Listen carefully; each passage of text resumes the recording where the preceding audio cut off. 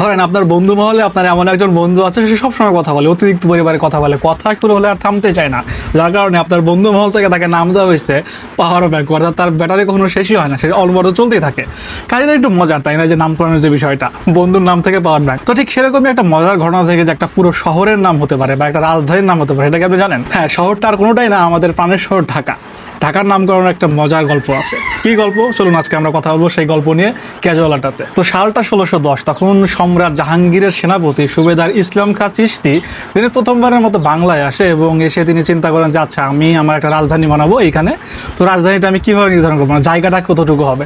তিনি তাদের সৈন্যদের নির্দেশ দিলেন যে যাও, তোমরা একটা বড় উঁচু জায়গা দেখো, সেখানে উঠে তোমরা ঢাক বাজাতে শুরু করো। সো এই ঢাকের শব্দ যতদূর পর্যন্ত যাবে ততদূর পর্যন্ত আমার রাজধানী নির্ধারণ করা হবে। তো সৈন্যরা অর্ডার পেয়ে তো সেই কাজটা করতেছিল যে তারা একটা উঁচু জায়গায় গেল, সেখানে ঢাক পিটাইতেছিল এবং ঢাকের শব্দ যতদূর যায়, শোনা যায়, মানে গল্পথিত আছে আর কি, ততদূর পর্যন্ত সীমানাকে ঢাকা নির্ধারণ করা হয়। দাঁড়ান, গল্প কিন্তু শেষ হয় নাই, টুইস্ট আছে।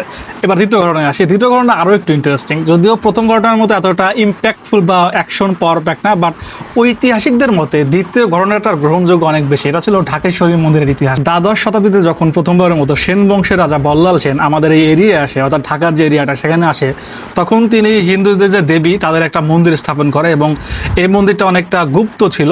তো ঢাকেশ্বরী, এর নামটা ছিল ঢাকা এবং ঈশ্বরী, অর্থাৎ ঢাকা মানে লুকানো বা গুপ্ত, এবং ঈশ্বরী তো তাদের ঈশ্বর। সো গুপ্ত ঈশ্বর বা লুকানো ঈশ্বর, এরকম একটা নাম ছিল ঢাকেশ্বরী। এবং কথিত আছে যে ঐতিহাসিকদের মতে সেই কারণেই আর কি ওই অঞ্চলটার নাম ঢাকেশ্বরী থেকে ঢাকা হয়ে যায়। তার মানে হলো যে এখানে ঢাক পেটানোর কোনো বিষয় নেই, এখানে যে বিষয়টা আছে পুরোটাই বিশ্বাসের, পুরোটাই কিন্তু একটা ঐতিহাসিক বিষয়, একদম high thinking, to the point. Wait, গল্প কিন্তু এখনো শেষ হয়নি, তৃতীয় গল্পে আসি।